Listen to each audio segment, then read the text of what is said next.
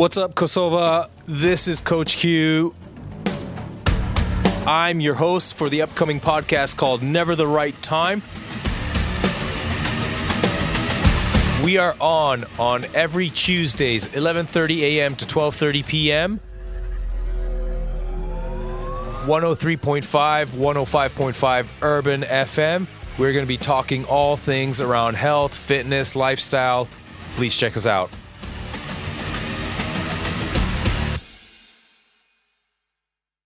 Here's a quick shout out to our sponsors, 5-Star Fitness and Onze Recovery. 5-Star Fitness. Goes without saying, we need to be active nowadays. It's a must. And to help with this, 5-Star Fitness, with locations across the country, has established itself as the place to pursue your fitness goals. Now, Onze Recovery, let's talk about stress from daily life, leaving us depleted, in need of that reboot. Onze Recovery offers different types of therapies to help you recover from the daily stresses, especially when we are limited with time. Welcome to another episode of Never the Right Time. This is your host, Coach Q, and this episode is brought to you by 5-Star, Onze Recovery, and Menda. And today I'm with Elena Cena, who is the owner of Onze Recovery. Just opened a couple weeks ago, I think January 4th, so fresh. We have a wellness recovery center in Pristina, and we're going to be talking all things around recovery and touching on different topics. And I'm going to hand it over to her for a brief introduction of who she is. Thank you, Kyuta. Thank you for having me today. Well, my journey has been a long one and a very diverse one for sure. Coming from having studied architecture in New York City, and then coming back to Pristina and having worked in media development and marketing and brand development. Having had a lot of chapters in my life, my latest one is Onze Wellness and Recovery. And Onze came as a passion that I've always had for health and fitness. And I've worked for more than 10 years now for 5-Star Fitness and have worked as a brand consultant for them. But also it's a lot of dedicated research, conversation with industry experts that led me into creating Onze. And before we go and we actually talk about Onze and what wellness and what recovery means to me and what I hope it will mean to other people, I want to share a personal journey, which is a huge part of why I created Onze. Okay. Yeah. So behind all the layers of my journey lies the longest one. And that is my journey with anxiety. Okay. Opening up publicly about mental health it's never easy, right? But no, I think there's, the stigma, whether it's here or anywhere, right? Yeah, exactly. Yeah. But I hope and I believe that sharing stories somewhat inspires other people to stand up for themselves and do something about it, right? So I just want to make sure that as I talk about myself and anxiety, these are completely personal insights and how I dealt with anxiety. Yeah. The thing with anxiety is that, and I say it smiling because it's a weird thing. It's something that lives with you. It eats with you. It works with you. And it sleeps or not with you, right? Sometimes I feel like there's a soul within my soul. It's like, it's like a friend or a coworker that you don't want to hang out, but you have to, Yes. So, the first time, I mean, as far as I can recall, that I started experiencing like this anxious feelings and anxiety was when I was really young. I was 17, 18 years old, living in New York City. But at the time, I didn't think it was anxiety. I didn't know what anxiety was. So I just felt I was overwhelmed and overworked with like a lot of school and staying up late nights, studying and I mean, New York City, I think alone on its own is yes, at times anxiety inducing. yes, definitely. But the thing with anxiety is also that it's never the same. It's not a feeling that it repeats itself and it feels the same. This thing evolves, It changes form and it changes shapes. And so every time you're experiencing something that's making you anxious or something, it's a new feeling.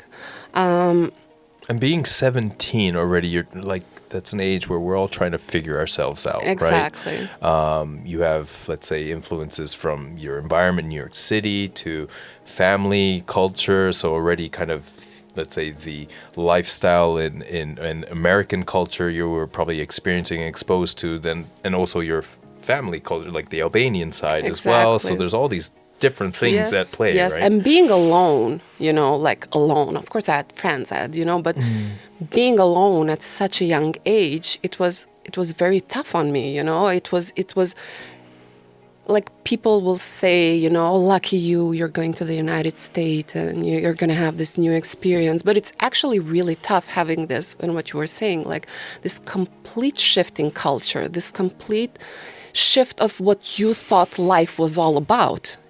So what happened is that during time, my like with anxiety, you then anxiety tends you to send you to having panic attacks, right? And well, at the time, again, I didn't know what panic attacks were, but it was like these moments that I was feeling like I couldn't breathe, and I was feeling breathless, and that's when I started noticing that okay. What is this? Yeah, right? this is something different. Like, this is not having too much coffee. This is not studying. This is not being overwhelmed. This is something else. So when I turned 20 and anxiety became a little bit more intense on me, and it started not to only affect me, but because anxiety, it affects the ones around you, and it tends to affect relationships as well. I decided to go and actually see a doctor. Okay. A therapist. And were you? This is still in New York City? No, it was. I came back. Okay. I was in Pristina. Okay. I was in Pristina when I decided to see a therapist. Therapists there are expensive, so I came to Pristina. No, Okay. I'm just kidding. No, I came to Pristina. I was here in Pristina, and I decided to see a therapist. And every time we go to a doctor, either it's heart issue or lung issue, we just go to the doctor to like, okay, everything is okay with me, but I'm just going to make sure, right? So it was the same for me when I went to see a psychotherapist.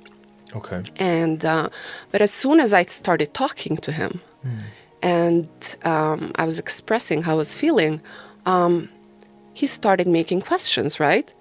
And he made all the right questions. Okay. So I knew I was in the right place.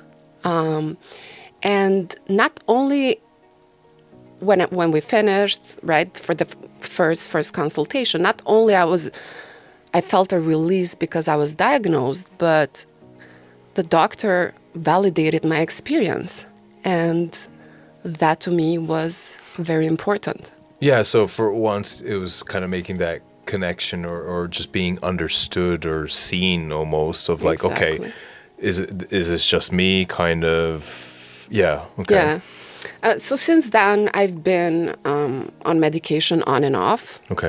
Depending how I'm coping and how I'm dealing with my anxiety and what turns my life is taking, right? So there's a moment I feel better and I try to fight my anxiety by either working out or going for a run or cooking. Cooking really helps me. I found my thing, like cooking Different helps outlets that kind of Yeah. like bring you joy Yeah, and yeah. like a shift in sort of like what you're thinking or what's Yeah. going through your mind. Yeah. But then there's times where it can get worse,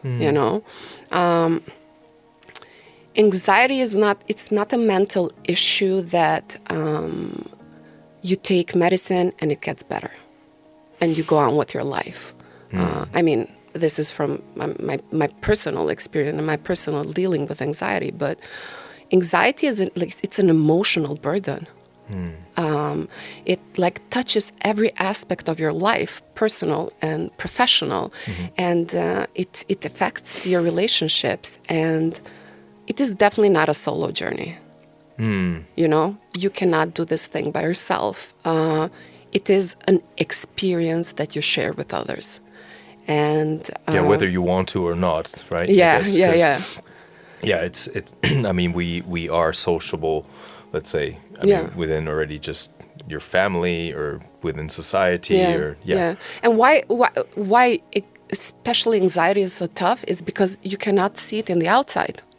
Like you look perfectly normal, you look like, you know, but on the inside is this constant fight of like worries and thoughts and of like different emotions, you know? Yeah, I think it's sort of on varying degrees, obviously, sort of as, you know, you can't judge a book by its cover, right? As the expression goes, like, and there's always something that's going on behind that. You know, some people are, let's say, a bit more open and comfortable.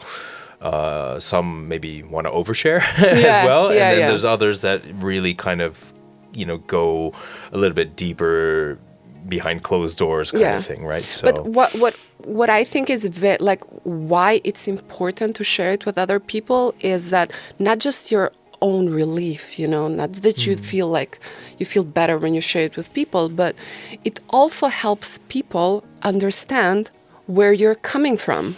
Yeah. You know, like your behaviors and your mood swings and your constant panic attacks and your constant worrying and crying, like it's in not the a middle one-way of, street, right? Yeah.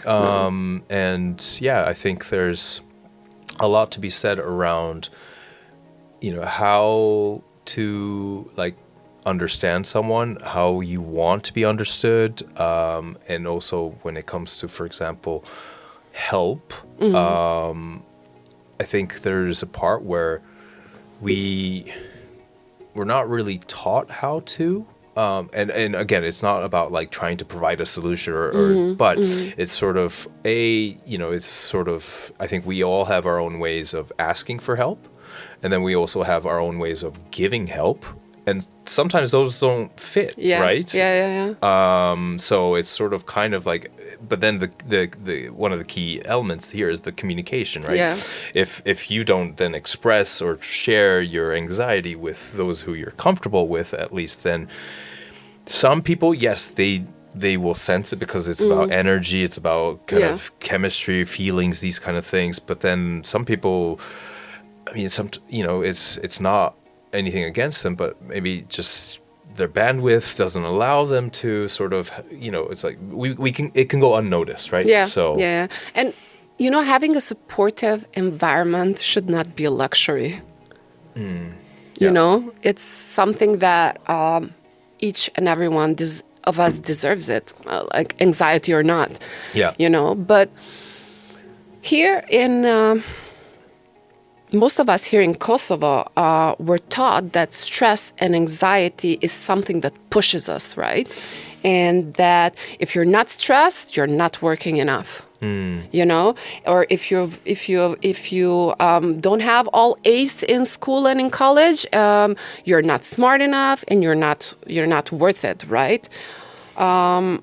And these are things that us as a society, we believe them to be true. And this is how I was raised, and this is how other generations are being raised.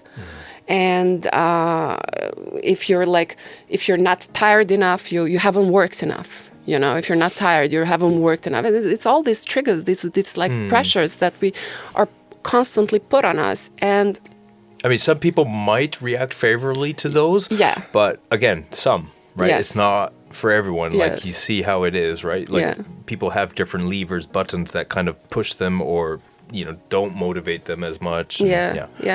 But in a society where like strength like not just physical, but like also mental strength, is highly valued. Anxiety and like talking about it and talking about mental health, it can be misunderstood. And especially there is generational gap, like older people tend not to have like an idea and like do not understand the concept of talking about this. And this is what pushes us then go back inside, and not talk about it and not releasing our emotions. But also in a culture, and you talked about it, where relationships are highly valued and where we believe that we have to behave a specific way to maintain these relationships, then, having anxiety in the midst of that can be very overwhelming on top of having anxiety. Well, yeah, I think that it would feel that then it becomes fairly limited in terms of like who can you really talk to. Because at the end of the day, this, there's one aspect of like, okay, small talk is small talk, right? But then to kind of go into these more deeper and also more relevant and conversations that are of substance. But then even when it comes to anxiety, this is almost like it's at times it's like almost a cry for help kind of thing, right? I'm each person's that anxiety, I can only imagine how it's being perceived or whatnot. But I think on a lighter level, we've all been where like it's super stressed and you feel that the walls are kind of caving in and it's case by case. And I think for most people that aren't subject to severe anxiety, they'll find a way, or they'll realize like, actually, what was I thinking about? It wasn't that important, or whatever, right? But it's sort of if you don't have those different outlets, whether it's for yourself or I think with other people that you can confidently trust, it gets quite lonely, right? Yeah, and my personal journey with anxiety was not a silent struggle. Even though in the beginning it was like, oh my God, like how are people going to perceive this? And because you always have those doubts. Yeah. But I was not surprised, but my family and my friends were very supportive of it, even though a person dealing with anxiety never expects them to. So I believe that, it's always worth talking about it. And it's always worth encouraging other people to read and understand anxiety.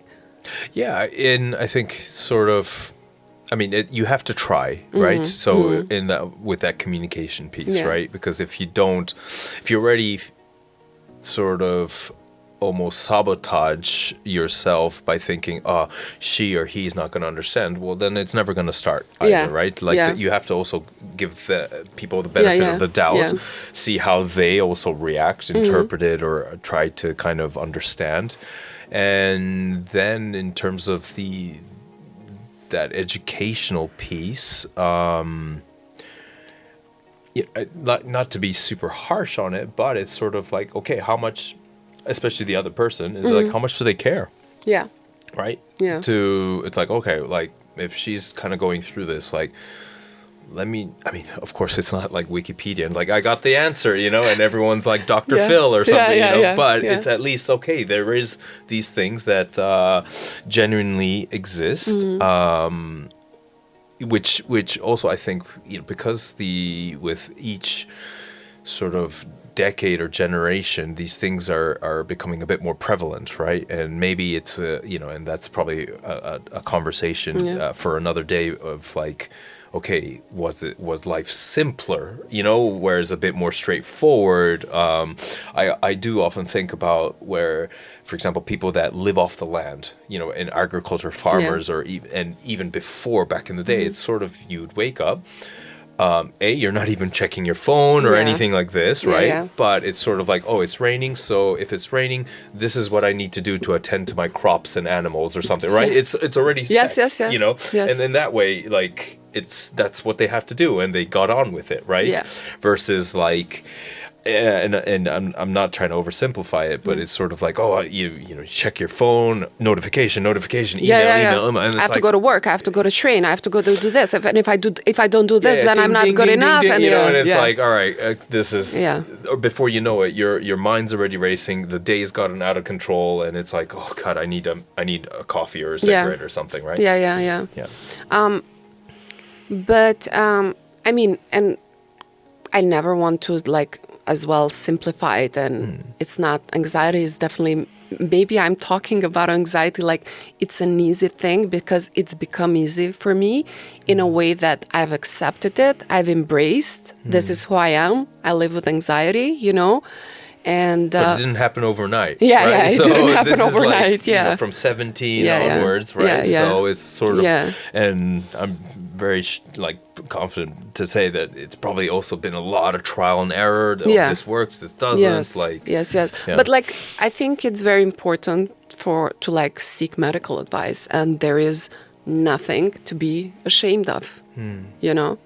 But so through my own struggles, I realized of like finding alternative ways, you know, to cope with anxiety, and that led me to exploring treatments like exposing the body to like really cold temperatures, or like light, exposing yourself to light, or like how when there is not enough oxygen in your brain, how that affects anxiety.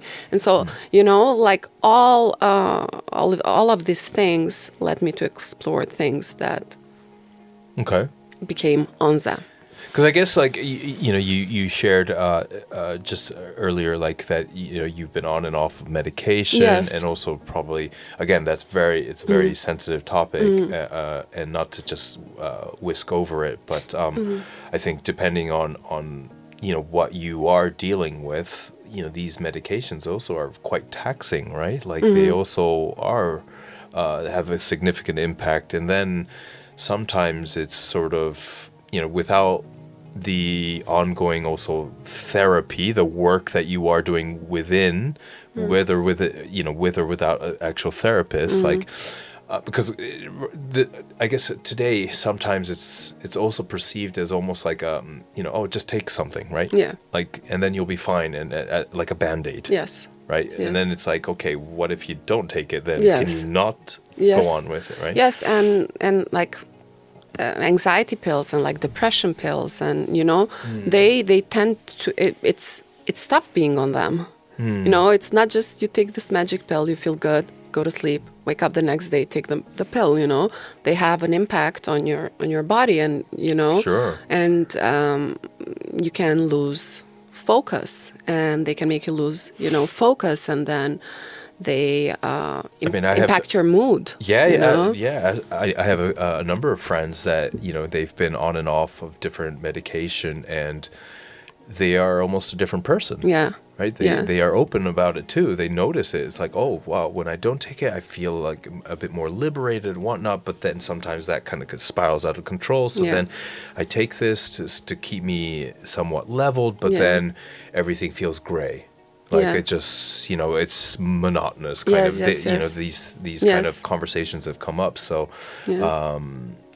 okay, so then through this journey, then Yeah. you've kind of started to explore other Yes. things that. Yes. Yeah. Because also with the medication, the thing is that you cannot just say, I'm not taking it anymore.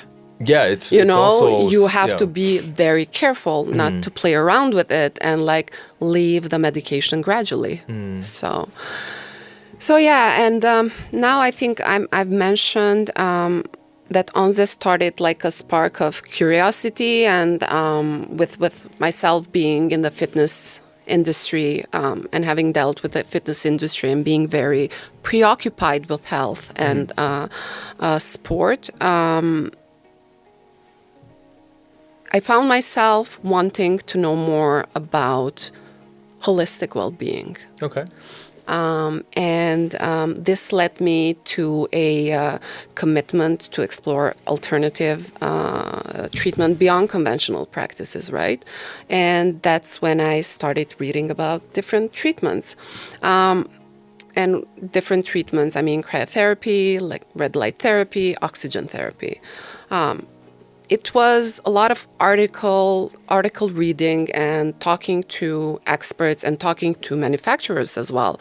And it was really interesting when I got to talk to manufacturers because, you read about something and it gives you the benefits, but the manufacturers were able to tell me the science behind it, So that was really very interesting to me. And I was like, is that even possible? Something so simple to give you these benefits. And so each of these conversations was a step closer to understanding the potential of these treatments and how we can benefit from them. Out of curiosity, like sort of, because you mentioned, and we'll go into some of those treatments that Onze offers as well. What was like? Were you already doing like cold showers, for example? Like, I started doing cold showers at home. Okay. And it was tough. Yeah. It was really tough. Sure. I would first wash myself with warm water. Yeah. And then I started with 15 seconds. And when I was reading, because it was a guide, I was reading the Iceman. Wim Hof? Wim Hof, yeah. Okay. So he has this guideline. He's like, first day, do it for 10 seconds. And then for 1 week, do it for 15 seconds. I was like, 10 seconds, 10 seconds in cold water. Okay, fine. Sure. And that thing is tough. Yeah. I mean, and you're like, like your breathing is like... Hyperventilate a little bit. Yeah, so it was really tough. And I did it for a couple of months. And then I stopped because it was tough. It's like a muscle that you need to train as well.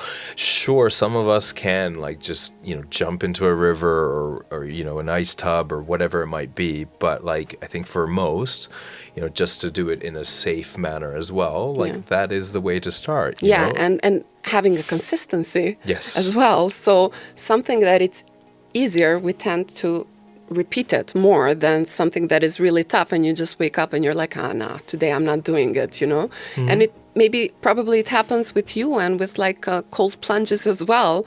I believe that you have days that you just...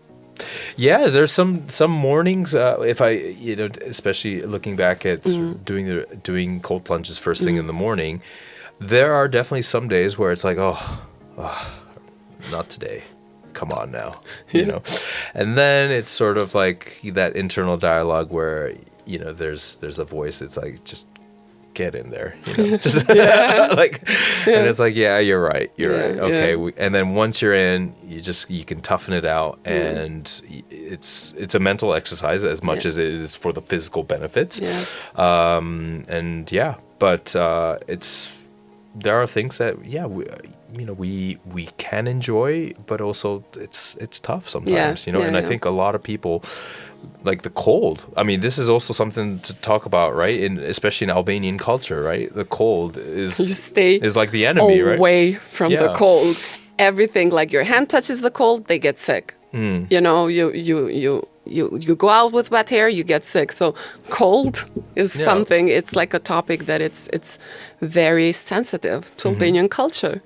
And what is the is it promoja? Promoja. Yeah, right. Promoja is like when there's a window and a door open and there's the current, right? Current, yeah, and exactly. It's superstitious, right? Yes. It's like for sure. Like, and there's not a word in English language for promoja. No. So yeah, but so I was doing the cold showers and reading about the cold and then I thought, okay.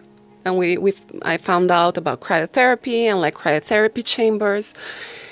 And I thought to myself, okay, tough one, because it's a cold treatment and we're bringing it here in Kosovo. And I was like, okay, let's bring one. Let's see how it goes. And maybe we can put it in one of 5-star locations and it can benefit like people as well. Yeah.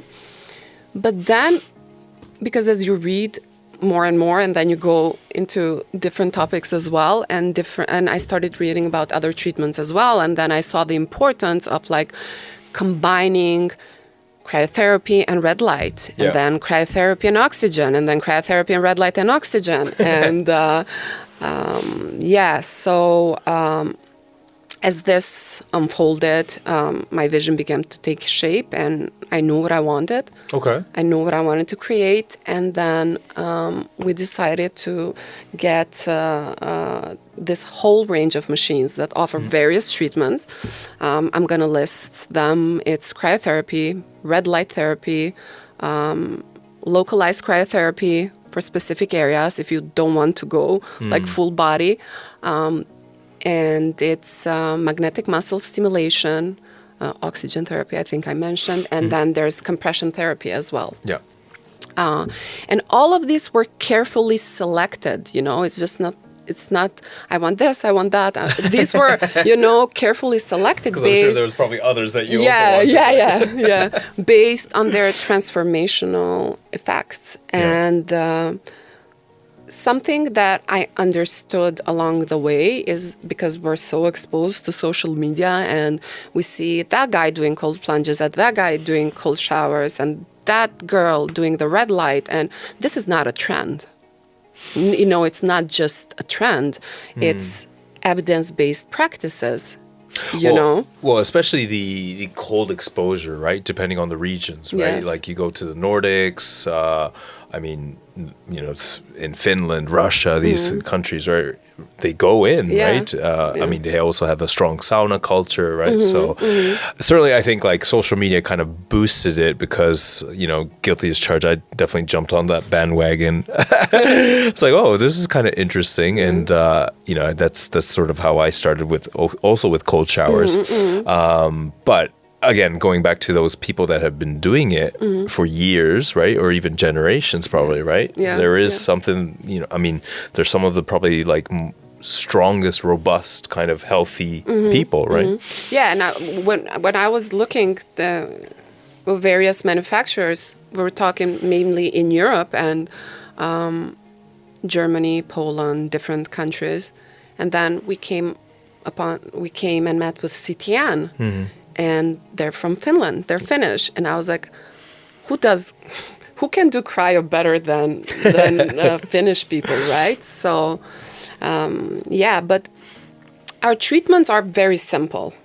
It's cold, it's light, and it's air. It's nature. Everything comes from nature, right? It's natural ways of healing your body and healing your mind. And people have been doing this for thousands of years, treating themselves with light, with sunlight, and treating themselves with the cold and, going and getting fresh air.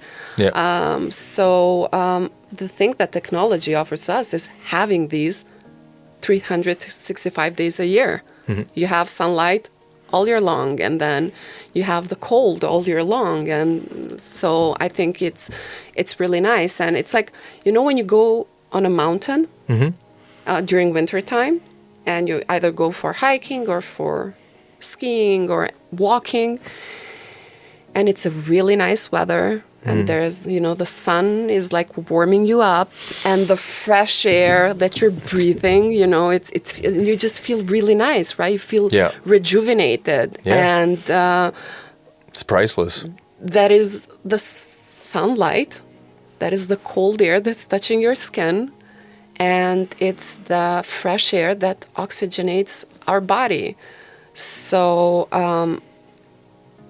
this is exactly what we do in Onze. And the idea is to replenish the body and the mind with miracle sources that nature has given us. Yeah. And to make it accessible to people where, of course, people want to go maybe to the mountains or whatever, but maybe they can't. Yeah. And, this is an alternative that, it's in the heart of Pristina, right? So out of those different, just kind of tying it back to sort of your journey with also anxiety, and if you don't mind like sharing kind of like with those, so your journey with cold exposure, like starting with the cold showers, and I think gradually that probably built your confidence to go in for a couple minutes versus the initial 10, 15 kind of seconds. Yeah. What was the moment? Was there kind of a moment when again you were developing the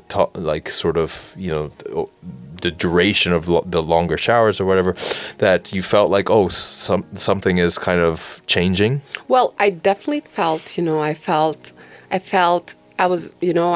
energized, I felt more happy, and that is the reason why that's what cold does to your body, it releases endorphins and it makes you happy. And the thing is that it's not 10 minutes, it's not 15 minutes, it's a couple of hours that... Yeah, it's continuous, right? Over time. It keeps you like that. So it's really nice having that feeling and having that cold feeling in your skin, It's and as well as knowing that you're doing something good for your body, that's that you feel fulfilled. For your body and for your mind, of course. I think I've told you a couple of times where, especially with the cold plunge, like there is that element of like, you're earning it in some ways. So it's like, okay, doing something that you don't want to do necessarily, but then knowing that there is a reward afterwards, and it's sort of even more amplified because you had to work. I mean, work, but it's like, if you think about it, it's 2-3 minutes. You need to just kind of really hang tight, and then as you mentioned, the sort of the dopamine, the mood enhancement, kind of lasts like throughout the day, right? Yeah, and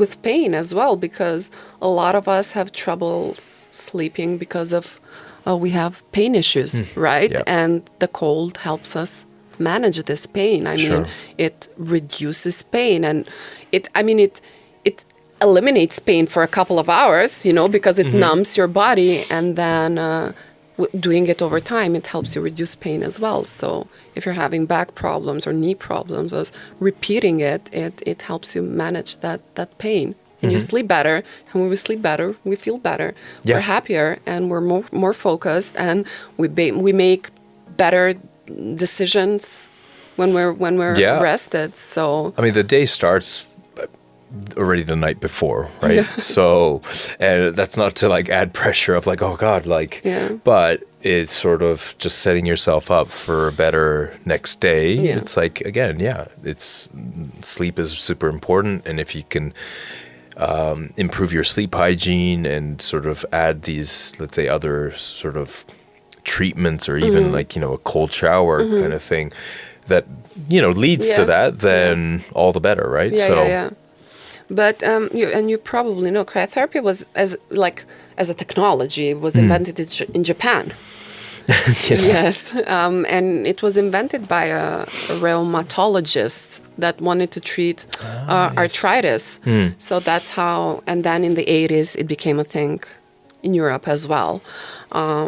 But like the difference between cryo and cold showers, and I cannot talk a lot about it. Maybe you can talk about this more, because I was not a pro at cold showers. You're more of a pro at doing the cold plunges. I just have a little bit more experience.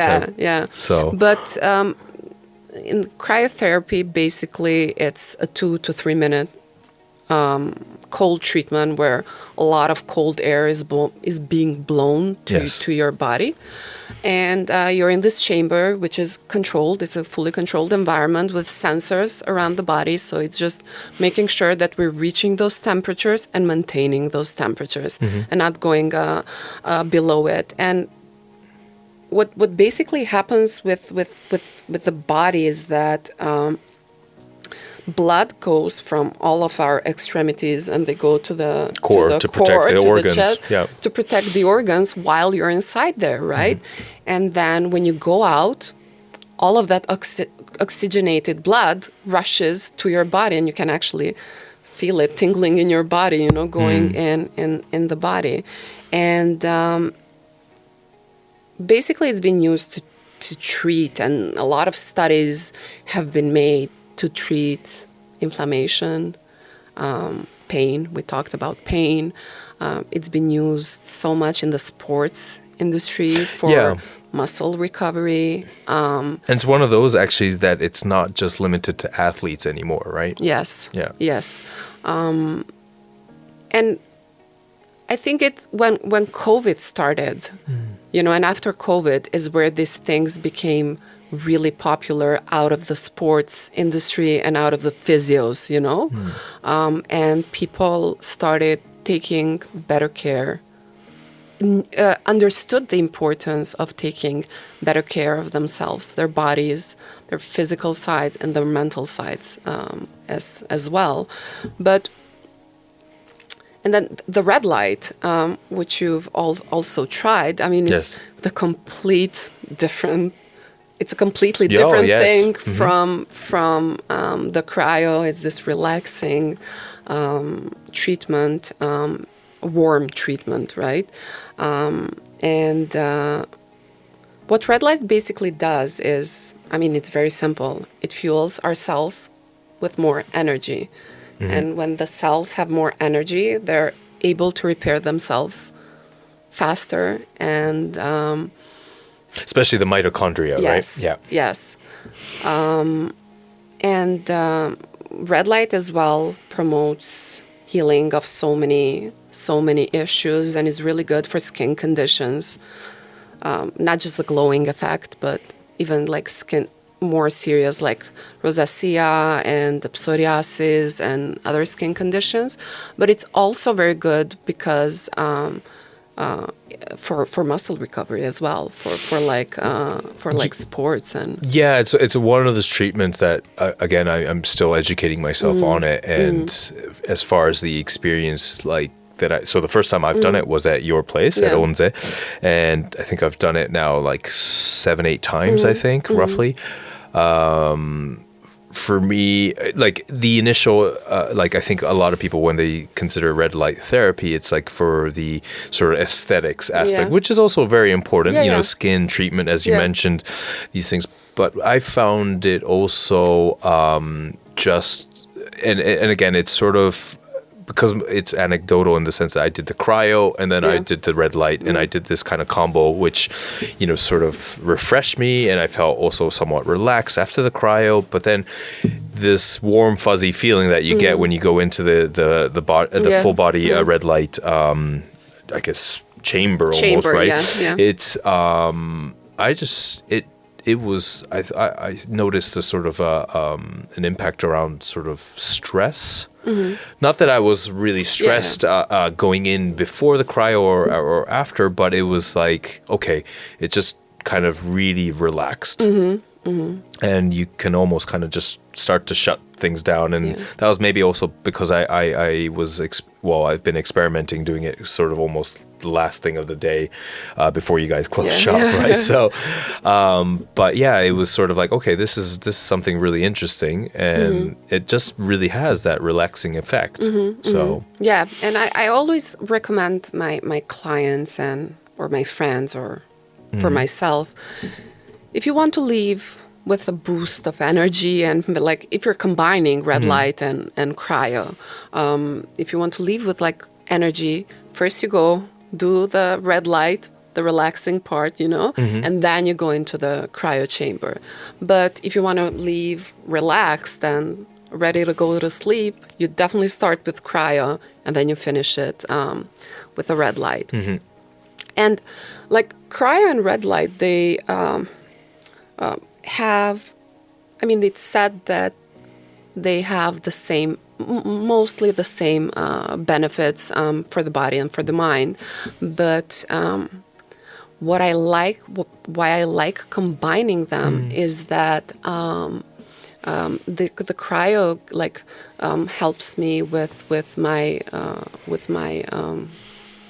energy levels, and it helps me with feeling happier because of the dopamine levels, and reduces pain that I have from sitting all day long in a laptop, pain that I have in my back. And then the red light completely puts me into a more relaxing state, and it really is improving my sleep and my quality of sleep, and like the rhythms of sleep, of like those like wake and sleep rhythms, right? So that's why I like combining them, and I like taking that from the cryo and that from the red light. I think what's really interesting, because Onze offers these different types of treatments, right? There's a part where people can kind of explore a little bit. So, you know, I think if they haven't been already, I highly recommend to check it out, just out of curiosity, even like whether it's, you know, seeing what the cryo is about, the red light, you know, the oxygen, magnetic, different treatments, and sort of seeing how you react to it as well, right? So I've been quite curious around the cryo and the red light, and then also I need to still try out the oxygen treatments a little bit more.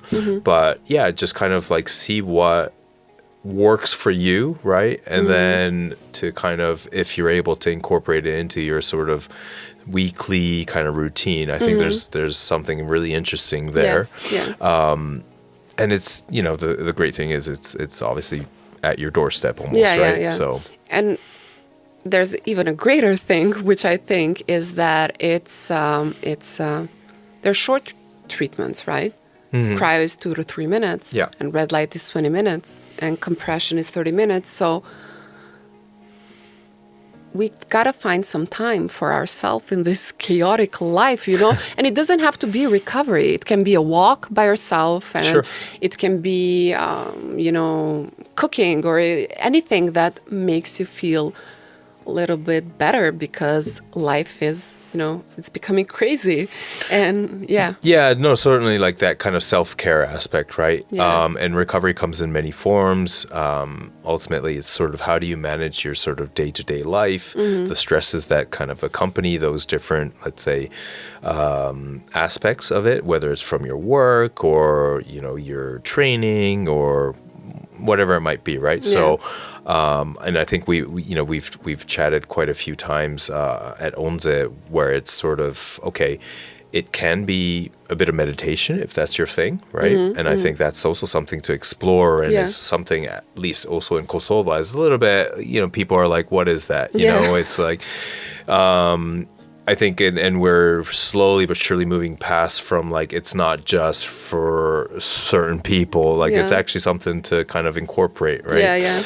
And then, you mentioned a walk, right? I think there's a lot of people that do walk, but more people can kind of do it, because like most people can walk, right? And, you know, walk in the park, when you start, and by the time you finish walking, I think like your headspace is going to be in a different place, right? You might have these ideas or like worries or whatever. Now, maybe I'm not saying that walk is going to solve everything, but I think just getting a little bit of blood flow, you know, I think during walks is maybe one of the times that I feel most creative, actually, where you get your ideas, thoughts kind of start to come up, right? So, and then, you have also, you know, the now, especially in Pristina, this alternative of like tapping into these other treatments, right? And the thing with meditation is, because I wasn't very educated in meditation as well, and we offer some classes at Onze as well. It's Pilates, yoga, meditation, and breathwork. And when I was talking to Dodona, the teacher that gives this class, and I was like, no, I want meditation on its own and breathwork on its own, you know? And she's like, yeah, but they kind of go hand in hand together, you know? I was like, why? And she's like, because you cannot come from, you know, your hectic day, your crazy day, and then just go into a meditative, you know, state. You have to start with like breathing and breathing techniques, and take some minutes to do that, and then try to go into a meditative. I mean, I think like it's also with, for example, sleep, right? It's strange, but without somewhat of let's say a routine or let's say cleaner sleep hygiene, sleep is not something, some people, yes, we all have those friends that like, they Are could, blessed. it doesn't matter where, like there could be construction 2 meters away from them and they'll just fall asleep, right? But like, I think a lot of us are kind of finding it tougher and tougher to like get a good night's of sleep. Yeah. And that's maybe because like, okay, you're doom scrolling 5 minutes before you go to sleep. So you're exposed to this harsh light or whatever. But like, with meditation too, it's not like there's yes, there maybe is a switch, but you need to kind of get there, right? Yeah. It's not like one where you can just switch on the lights easily and it's automatically done. And I think it's also going on to sort of the cryo or even cold plunges, breath work. Yeah. Like when I get into the cryo as well, or the cold plunge, especially the cold plunge, because the initial kind of shock of the cold water or so, it's sort of box breathing or nasal breathing, especially like. Well, box breathing is the sort of tempo, but also trying to immediately go into nasal breathing will kind of like signal to my brain as my body. It's like, it's okay. Yeah. It's okay. You're not dying. It's like... You're safe. Yeah, exactly. Safe, So, whereas like if you just continue to kind of like breathe with your mouth and like aggressively, that's also anxiety inducing, right? Exactly. Yeah. And that's what I tell my clients before they go into the cryo chamber. I'm like, control your breathing. Like, all you have to do is focus on yourself and just control your breathing, and you'll be able to make it for 2 or 3 minutes. Like, and it's very helpful. Like the breathing is very helpful for letting you finish that cryo session. Yeah. But when we were building the space, and I'm talking about the interior. Sure. Which is definitely a talking point, because it's very interesting how you've done it. But the architect asked me, and he was like, what do you want from this space? And of course, like having an architecture background, I started talking about materials and like wood, and I want this kind of wood and that. And he's like, no. And this is so cool because like all your worlds are kind of coming together, right? Like, yes. Yeah. And he's like, no. He's like, what does Onze mean to you? And what do you want Onze to mean to people, And I immediately knew the answer, and I was like, I want this to be a safe space for people so that when they come here, they forget about their day and they forget about the world. Yeah. And, and just spend some time with themselves and focus on themselves, either for 3 minutes, 20 minutes, 30 minutes, 1 hour, however long that they're staying, just focus on yourself, because we have so many errands. We have the children, we have the cooking, we have the work, we have traffic, and we never find time for ourselves. So it's always a bit of a chase, isn't it? Yes. So I think like building this space, this is what was in the back of our mind, like constantly, besides the treatment, besides the experience, beside the cold, we really wanted a space where people feel comfortable. With the sort of the high tech, the machines, especially the cryo, for example, and then the red light, it could easily be, and nothing wrong with that. It's more sort of, I guess, again, going back to what you want to deliver. What you want to deliver is the because I guess what I want to say is sort of with the machines that you have, it could easily be a clinical feel, right? Like very high tech and all this, but again, you wanted to create this safe space, right? Yes. So sort of what you've done with already, rather than having walls for the different treatments, like you've created with using these very elaborate and beautiful like curtains, right? Yes. To kind of make it a bit more free flowing, open. Yes. Hand painted curtains. Curtains. I have to mention this. No, it was the architect decided, and I mean, today I understand how worth it was all of the work that we did, because it was myself and the architect and a couple of friends that helped us hand paint 250 square meters of fabric, it's- and that's a lot. That was like a 2 months work, because we had to dry them and we have to paint them and dry them, paint them, dry them. But I think that also what the curtains do is they portray nature. To us, it's nature, and it's like this complete vision coming together where you have the nature and then you have this treatment that come from nature, and then It's immediate, and it's Yeah. like it's an overall experience, right? So it's very much a visual, it's sensorial, it's it touches on the different senses, right? And so I think yes, after each treatment, it's well, overall the space already allows you, or I would like to think that people are a little bit more comfortable and just kind of letting go a little bit, just to kind of like, all right, press pause on Yes. whatever chaos was Yes, going on yes. outside.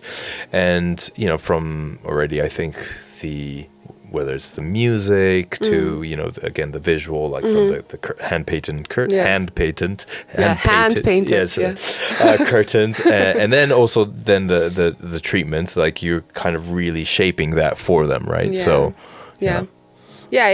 It definitely is an experience in itself. So I'm glad we're able to bring that to life.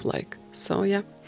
I know it's it hasn't even been a month yet, Yeah. right? So it's sort of kind of going back to a little bit of that educational piece. Yeah, Now, yeah. of course, like friends and family, probably I'd expect them to be very receptive. Yeah. But so, how is it too early maybe to say? But how has the kind of reaction been Yeah. from the Pristina-Lees, right?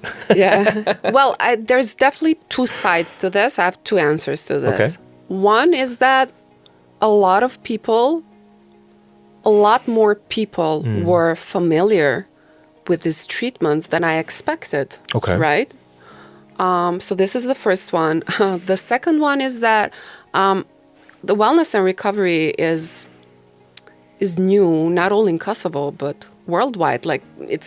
This is a new thing. It's not like it's been around for so long. And one of the main challenges, yes, has been educating our customer and educating the mass about the benefits of these treatments. And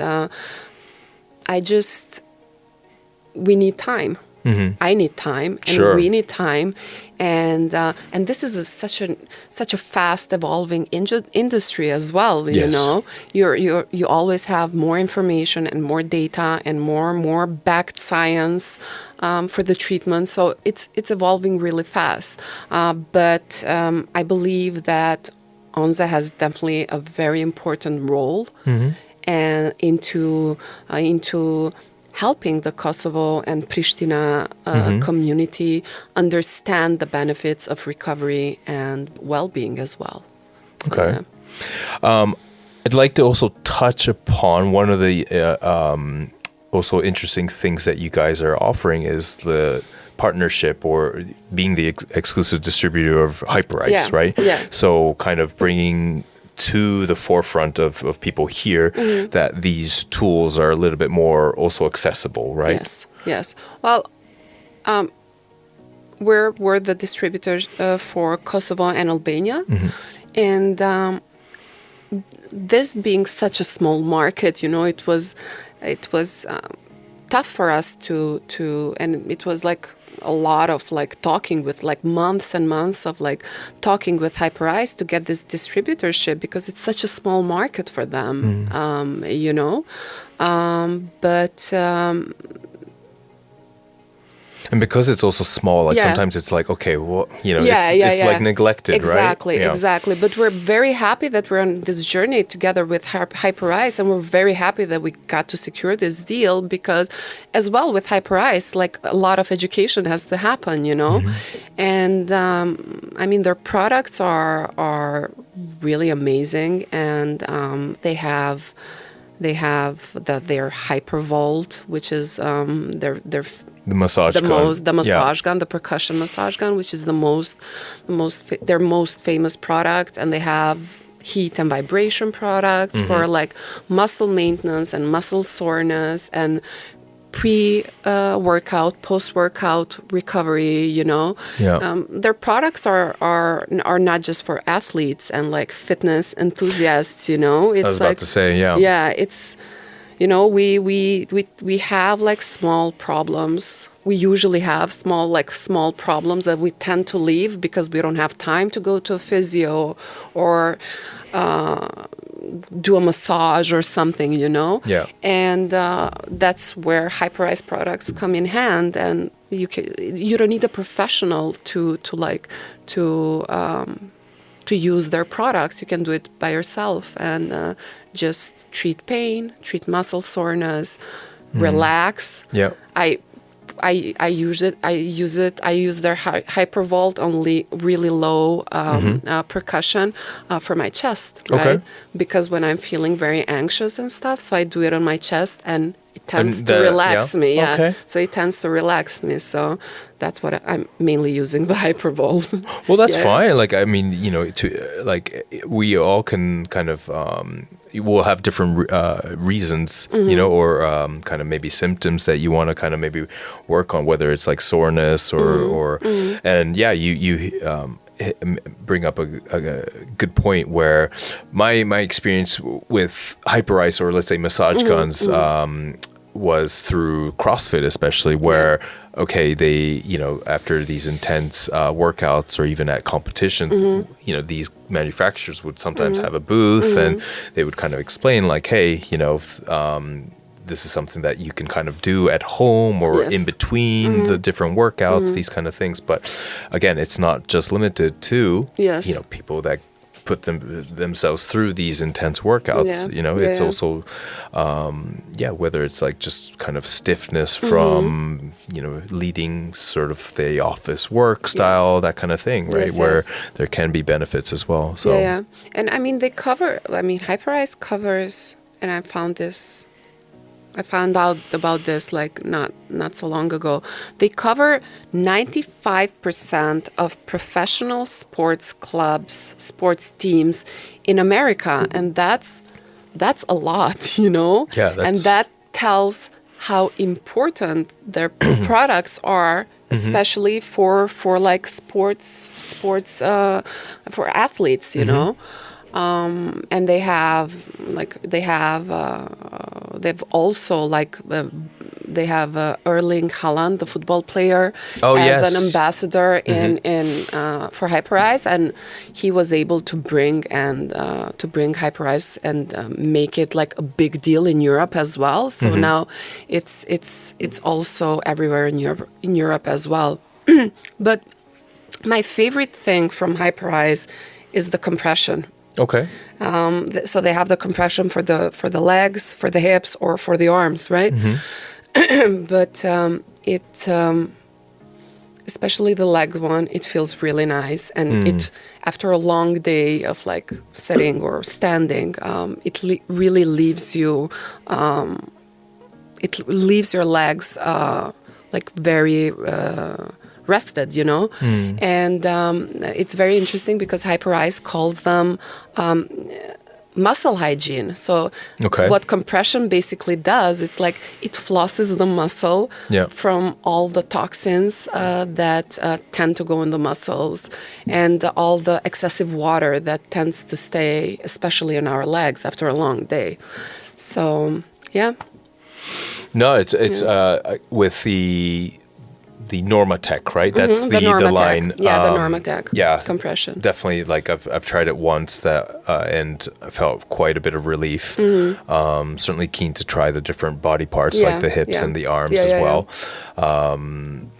Like I think again, it's one of those where like probably most people have seen where athletes after a game or something that, you know, they start to do go into that to kind of help them recover. But it's one of these things that slowly but surely it's sort of like, okay, it's not just for people that are doing these intense workouts or are professional athletes, right? Where the benefit can be seen. So We're going to slowly start to wrap this episode up, but I think in terms of sort of where Onze is going, like I think it would be great to just let people know where exactly where it is, sort of what your hours are, and where people can maybe find you guys online, and then also in terms of what you guys are. I know it's again only 3 weeks, 4 weeks that you've been open, but what you guys are looking forward to for the 2024.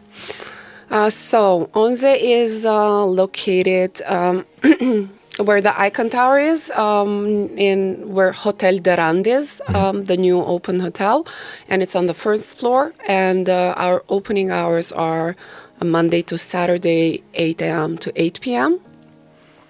Sundays we're closed, and they can contact us. They can get in touch with us through our social media, Facebook, Instagram, Onze Recovery.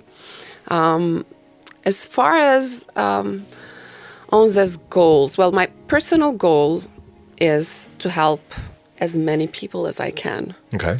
You know, either mental or with mental or physical issues, you know. My professional goal for Onze is to offer its treatments, its experience, a space like that in other neighboring countries as well, hopefully Albania being the next one. And as we chatted today, I really hope to encourage open conversations about anxiety and mental health and well-being, taking better care of ourselves, and shed a light on the importance of destigmatizing anxiety in Kosovo. On that note, well, first and foremost, Elena, thank you so much for your time. Thank you for having me. Absolutely appreciate you also sharing something very personal. It can't be, it's already difficult enough to, let's say, open up to maybe even in a private setting for that matter. So I really appreciate you sharing your story, your journey, kind of your battle with anxiety and how that's led you to Onze today. So again, thank you for that. And on that note, thank you guys for tuning in to another episode of Never the Right Time. This is Coach Q, and we are on Urban FM 103.5, 105.5 FM. Thank you.